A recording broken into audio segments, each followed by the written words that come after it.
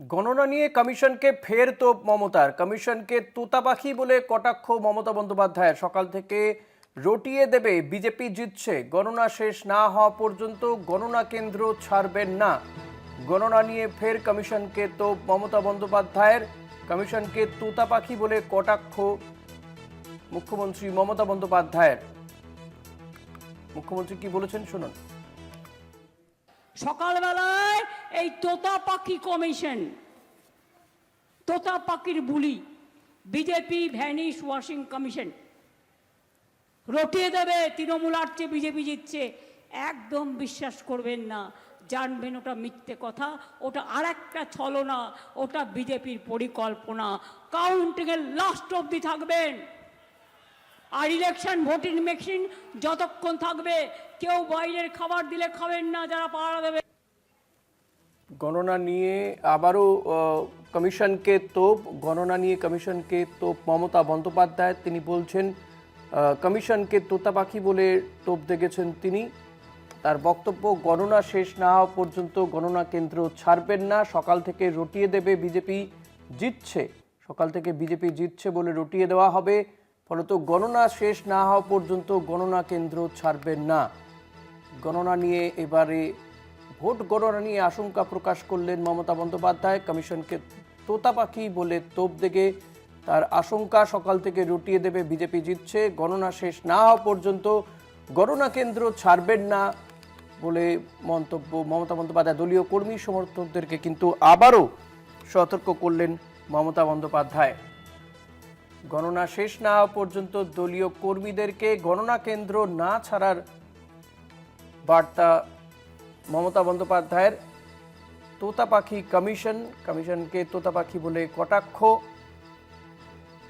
সকাল থেকে রটিয়ে দেওয়া হবে, বিজেপি জিতছে, ফলত 4 তারিখে গণনা শেষ না হওয়া পর্যন্ত গণনা কেন্দ্র না ছাড়ার বার্তা মমতা বন্দ্যোপাধ্যায়ের।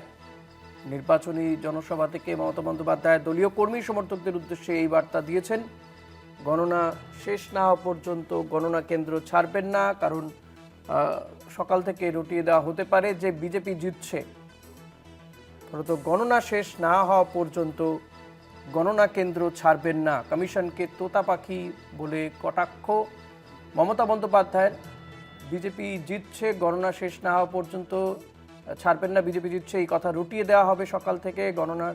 ভোট গণনার দিনকে 4 মে এমন রটানো হতে পারে বলে আশঙ্কা প্রকাশ করলেন মমতা বন্দ্যোপাধ্যায়।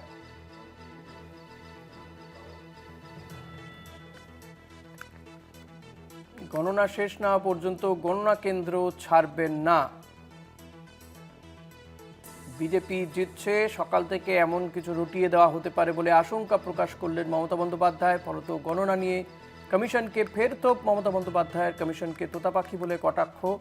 সকাল থেকে রটিয়ে দেবে বিজেপি জিতছে, গণনা শেষ না হওয়া পর্যন্ত গণনা কেন্দ্র ছাড়বেন না। জনসভা থেকে তোপ মমতা বন্দ্যোপাধ্যায়ের।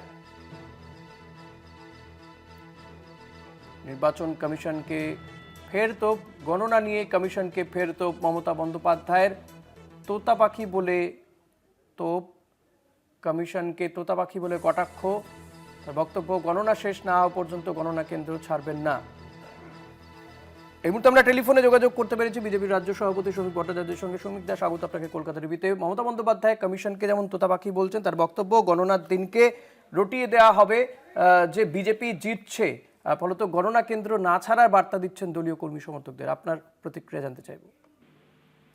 মুখ্যমন্ত্রী আগেই পরাজয় স্বীকার করে নিয়েছেন, কারণ মুখ্যমন্ত্রী প্যারাট্রুপার পলিটিশিয়ান নয়। আমি বারবার বলি, তিনি মাটি চেনেন, মাটির গন্ধ জানেন।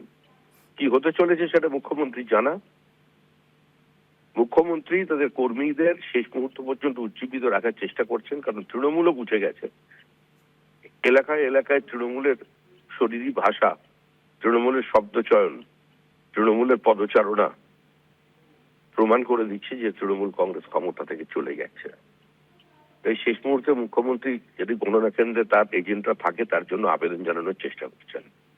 মুখ্যমন্ত্রী কেন্দ্রীয় নির্বাচন কমিশনকে তোতা পাখি বলছেন, আর মুখ্যমন্ত্রী রাজ্যে যে নির্বাচন কমিশনারকে রেখে দিয়েছেন মানবরূপী অসুর, একদম পুরো কুমোরটুলির অসুর।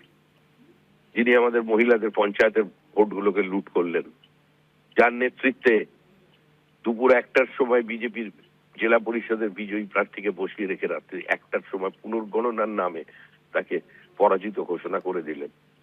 সেই ওই তোতা কোকিল ওসব নিয়ে মুখ্যমন্ত্রী চিন্তা ভাবনা করবেন। আর কোনো কথা ওনার পশ্চিমবঙ্গের মানুষ নিচ্ছে না। উনিও বলে বলে ক্লান্ত, মানুষও পরিশ্রান্ত। এবার একটু থামুন। শ্রমিকদা, এই যে বাইরের রাজ্য থেকে পুলিশ আসছে, মমতা বন্দ্যোপাধ্যায় বলছেন এই বাহিনী দিয়ে ভোট লুটের চেষ্টা চলবে। মুখ্যমন্ত্রী এত শক্তিশালী সংগঠন সর্বভারতীয় তৃণমূল কংগ্রেস, তারা ঠেকাবেন? নির্বাচন কমিশনে গিয়ে দরজায় ধর্ণা দেবেন, সুপ্রিম কোর্টকে জানাবেন।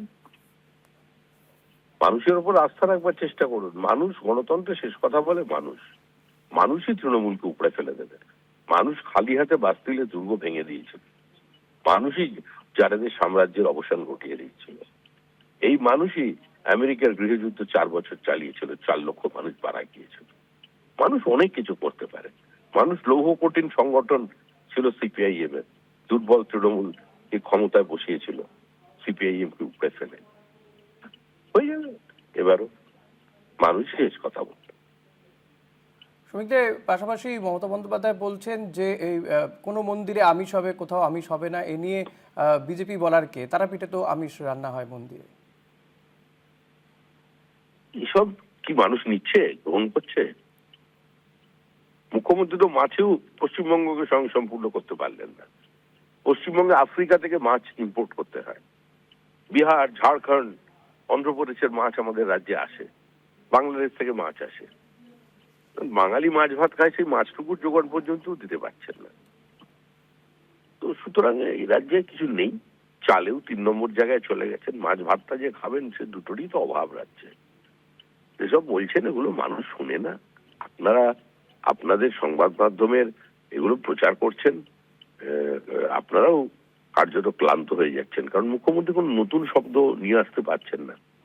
একজন সাংবাদিক হিসেবে আপনি চিন্তা করুন, এই যে আপনি প্রতিক্রিয়া নিচ্ছেন, আপনি কি কোনো রাজনৈতিক প্রতিক্রিয়া পাচ্ছেন? কোনো নীতিগত আলোচনা হচ্ছে? কোনো কর্মসূচির আলোচনা হচ্ছে? একটা ভাবনার সঙ্গে আরেকটা ভাবনার লড়াই হচ্ছে না। এই ধরনের বিবৃতি কিন্তু বহুবার চলেছে। এগুলো মানুষ আর নিচ্ছে না।